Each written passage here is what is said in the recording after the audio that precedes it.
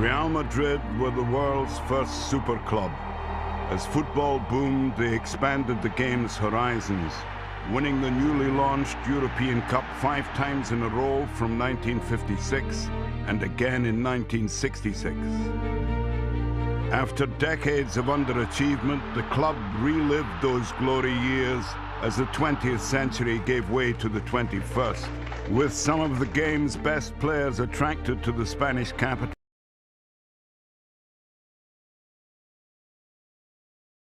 Became entwined with show business.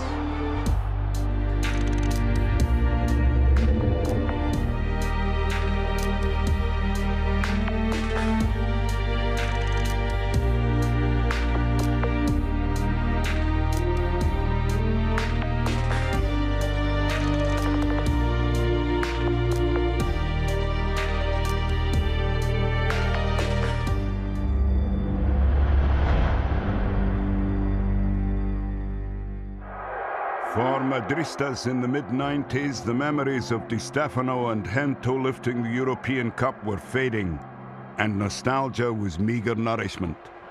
For nearly 30 years, some exceptional players and managers had failed to deliver European football's greatest prize. But in 1995, Lorenzo Sanz took over the club presidency, and he appointed a new manager, Fabio Capello. A man whose AC Milan side had humiliated Johan Cruyff's Barcelona dream team in 1994. I decided on a change, and so I went to Real Madrid, where I found a team that needed to be rebuilt, as they'd gone 3 years without winning anything. Capello identified Madrid's shortcomings and went shopping.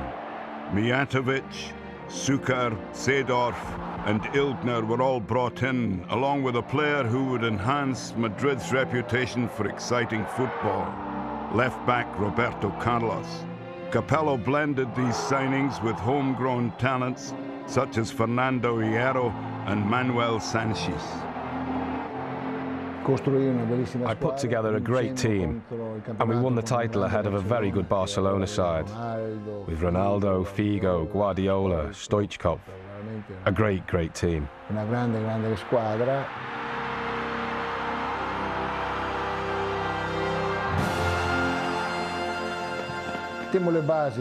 That Madrid side went on to win a great deal over the next few years, and most of that team were players chosen by me. Capello, he was able to adapt immediately to the Spanish spirit. I think that his time in Madrid changed him more than any other experience. But then I made my biggest ever mistake in football. After a phone call from Silvio Berlusconi, I agreed to return to Milan as coach. I think the best thing I took from my adventure with Real Madrid, and it's something I still hold with me today, is that when I arrived at the club, everyone who worked there was convinced that it was the greatest club in the world.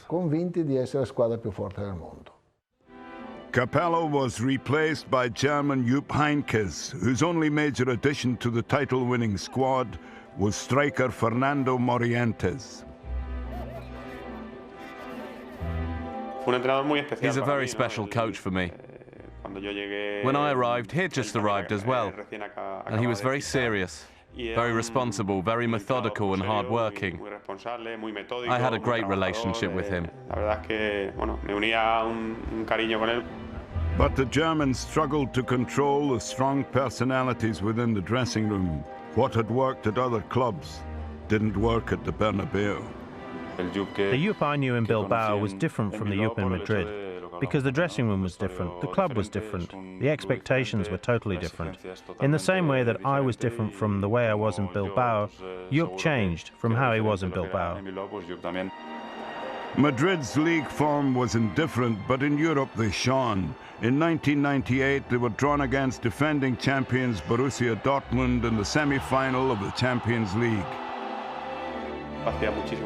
It had been many years since Real Madrid had been in the Champions League final. And we got that opportunity to get there against Borussia Dortmund, a very good Dortmund side. I was lucky enough to score the first goal. I remember a cross coming in from Roberto Carlos from the left wing, and I was at the back post and knocked it in.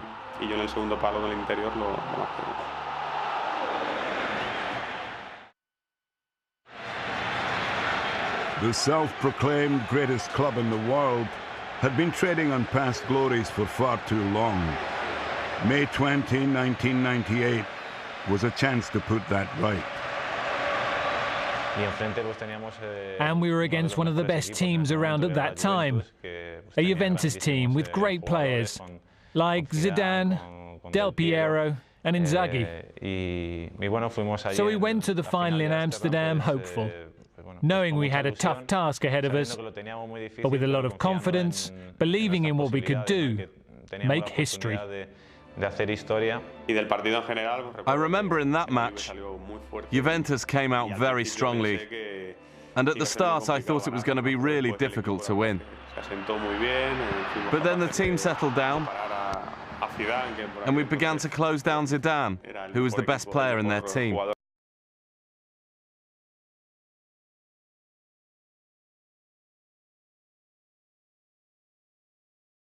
It's the matter of waiting for the final whistle to get our hands on the trophy.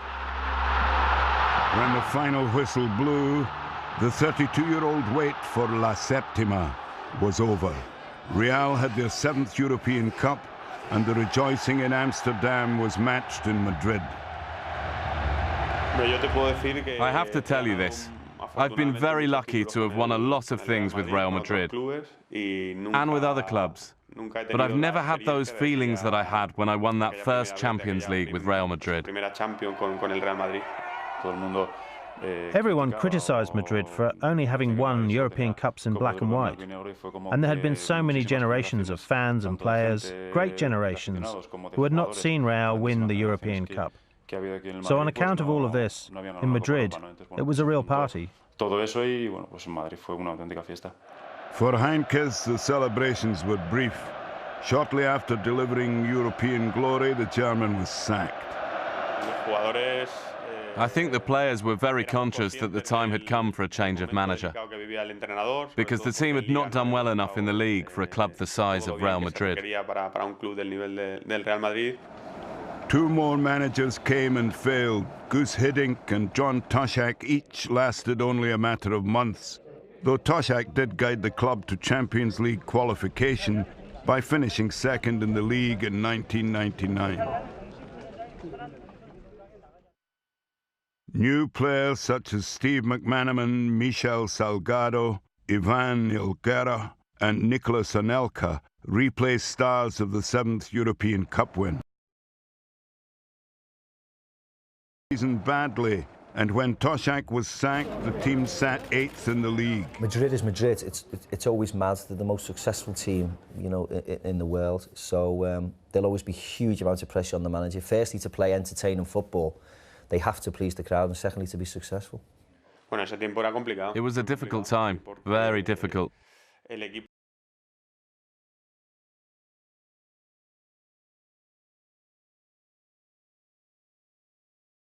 Our fans, and around the whole club.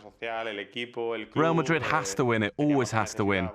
And after 2 or 3 defeats, everyone talks about a crisis. Vicente Del Bosque was promoted from within. He was already a club legend, having played more than 300 games for Real. Well, it's fair to say it wasn't an ideal situation. I believe very much in good relations. But this was a turbulent time, a difficult time. And results add to the bad feeling. In November '99, when we took over from Toshak, things weren't that great at all, in terms of the directors and the management. Replacing Toshak in November 1999, he oversaw Madrid's worst home defeat in 25 years, a 5-1 drubbing by Zaragoza. It just wasn't logical that they should score 5 goals against us at home. Our morale was at an all-time low then. We'd come from 2 years of managerial changes and things not being right at the club. Vicente, he returned things to normal. We didn't improve immediately. We didn't do well in the league, but we prepared well for the Champions League, and we did well in that competition. The quarter-final once again saw Real meet the holders, this time Manchester United. It was a Manchester United team from their greatest era, with Giggs, Cole, Beckham. A great team, an extraordinary team. We played a great game here and drew 0-0, but then over there we were able to win 3-2. It was a fantastic match. Raúl and Redondo led the way as Madrid silenced Old Trafford.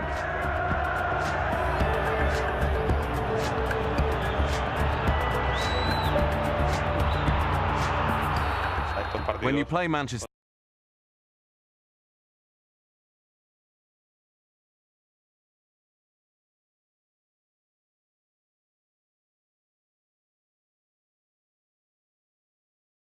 to set up a final against Valencia, Paris became Spanish for the day.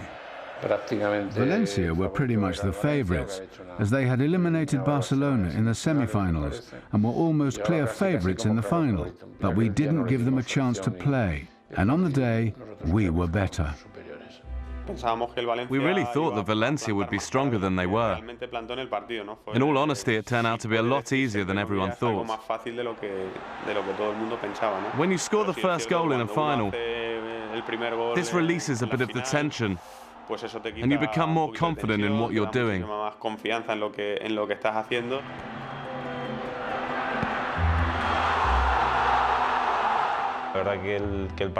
From the start, it all went to plan for us. We won 3-0, and we all enjoyed the game. We didn't want it to end because we were playing really well. And we were so superior to Valencia. It just turned into a big celebration. We went 3-0 up after 75 minutes or whatever, and we'd effectively won the trophy after 70 minutes, and we were showboating and flicking the ball and messing around with it and laughing and joking, and to be that comfortable in a European final, it was a wonderful feeling. Just a few months after the humbling by Zaragoza, Del Bosque had delivered his first trophy. A seemingly doomed season had ended with an 8th European Cup, and the manager, having proved himself, was in a strong position. But change was looming at the Bernabeu. Florentino Perez, a Madrid property developer, had campaigned to become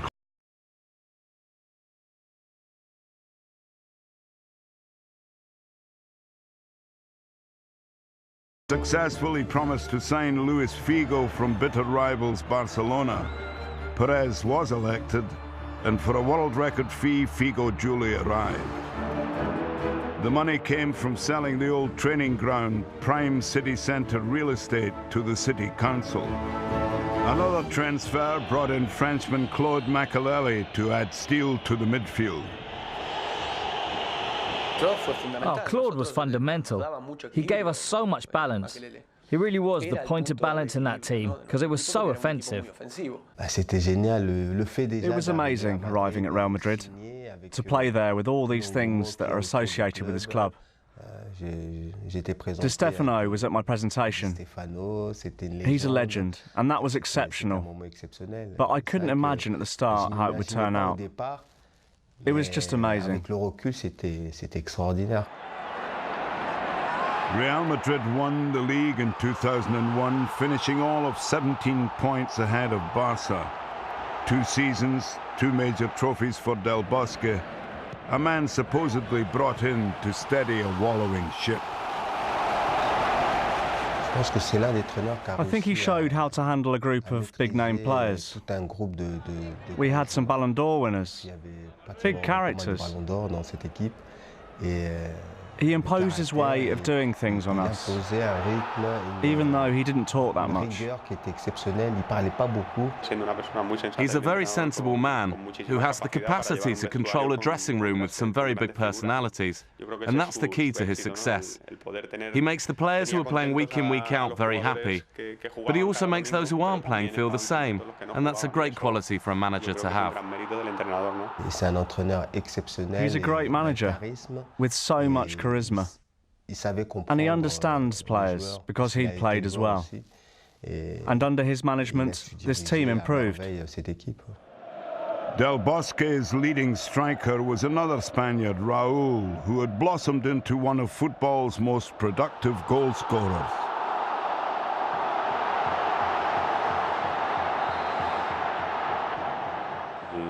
Madridismo. He is the personification of Madrid's spirit.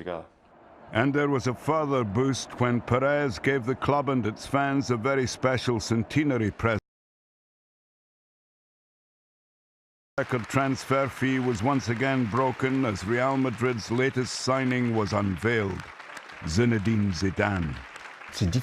It's difficult for anyone who joins Madrid. Zidane had the same thing.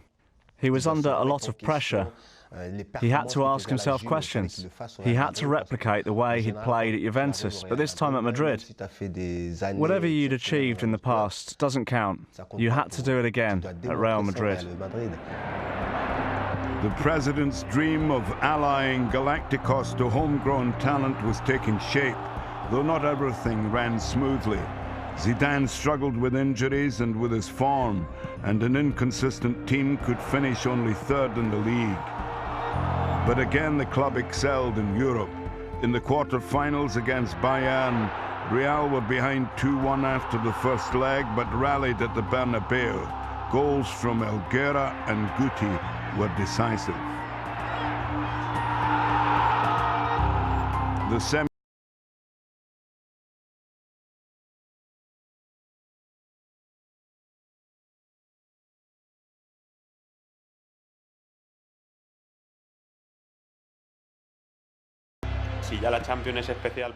Well, every Champions League match is special because you're trying to become the best team in Europe.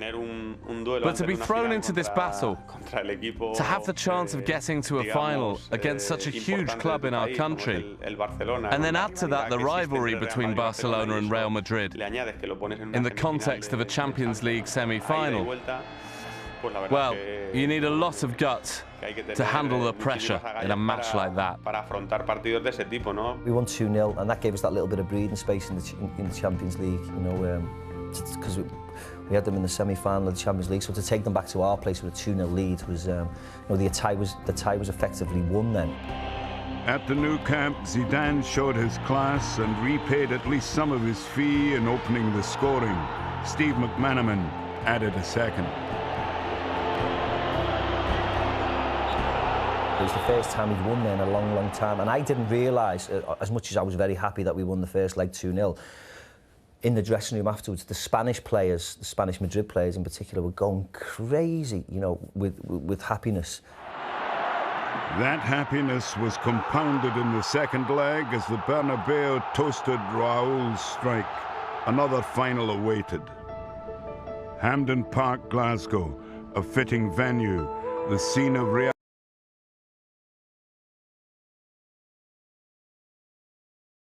in 1960, a display that stunned the world and set the benchmark for all other football clubs. In club terms, it is the highest level, and we enjoyed it a lot. Real Madrid have won it 9 times, and I believe it's the club's favourite competition. It's true to say that we concentrated on that competition, and that it is the hardest to win in terms of the level of football. And we were there to win it, and it's true that it was a great game up in Glasgow. C'est vrai que ça a été une joie exceptionnelle à Glasgow.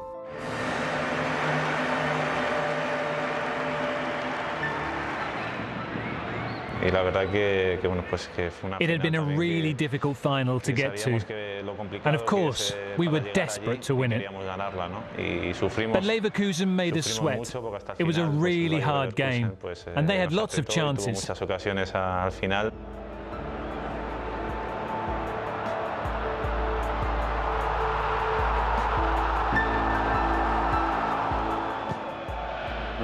We went ahead, they equalised, and then came that goal from Zizou.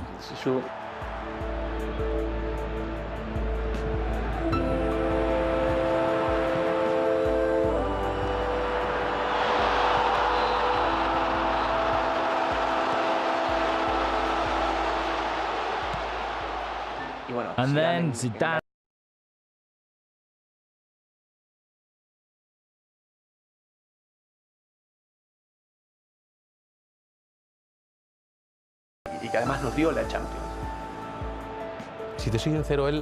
Let me tell you, the day before, he had practiced this kind of move in training, with his left foot and his right foot. And then it happened in the European Cup final, and it seemed as though everything was destined to happen that way, that we would be in the final, Zidane would score, and we would win. It was a privilege to be part of this team in that stadium, to be involved with a goal that I think is the best ever in Champions League finals, and the fact that it goes on to give you victory. Well, it's the goal of the Champions League. It was just magnificent, and to be there as his teammate when he scored that goal, it was special. I think that any football lover, not just Madrid fans, enjoyed that goal. Y luego sufrimos mucho al final del partido, sufrimos.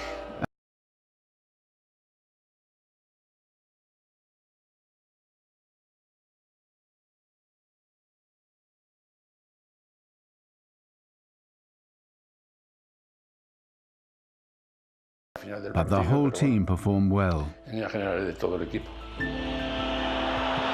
Substitute goalkeeper Iker Casillas kept Leverkusen at bay with a string of fine saves, and Madrid's Galacticos had won the club a 9th European Cup.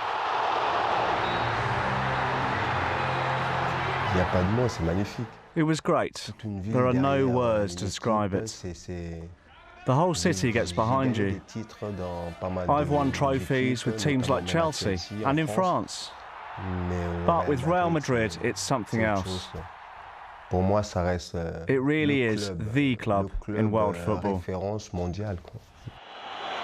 The next season, the Brazilian Ronaldo was signed following his brilliant goal-scoring performances at the 2002 World Cup. He added a further attacking option in a team already brimming with talent. Del Bosque presided over another league title, but then style began to be valued over substance. This team was really well set up, both from a footballing point of view and on the human side as well. We all respected each other. Del Bosque was our manager, Hierro our captain. In my humble opinion, we would have carried on winning things, titles. First and foremost, they sacked Vicente Del Bosque, they sacked the manager, and then decided to get rid of Fernando Hierro, the captain. That was a huge blow. The club hierarchy, they wanted to portray a different image of the club and move it into another direction, more media-friendly, more about image. But that, of course, it has to be done with players who can win, that portray the right image of the club. And they forgot about that. We have to understand that someone has to take responsibility. And also, as a manager friend of mine said to me, from time to time, you have to freshen things up so that the project doesn't get stale.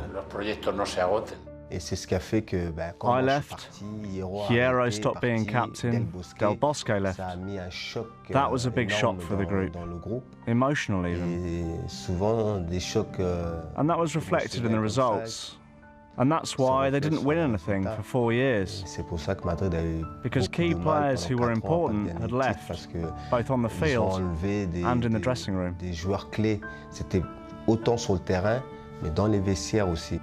We'd won the European Cup without the so-called Galacticos, if you know what I mean.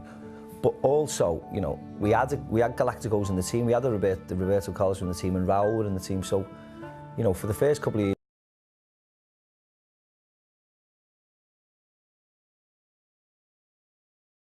the record books state that Real Madrid won 3 European Cups and 3 league titles in 7 years, returning the club to the forefront of world football. David Beckham became the latest Galactico, but to many it seemed that commercial aspirations had overtaken football ambitions. There were departures of important players. The squad was left unbalanced, and when Del Bosque had gone, Real Madrid struggled. Whether or not the Galacticos experiment worked remains the subject of much debate, but there is general agreement that it was an era in which one of football's greatest clubs assembled one of football's most impressive teams.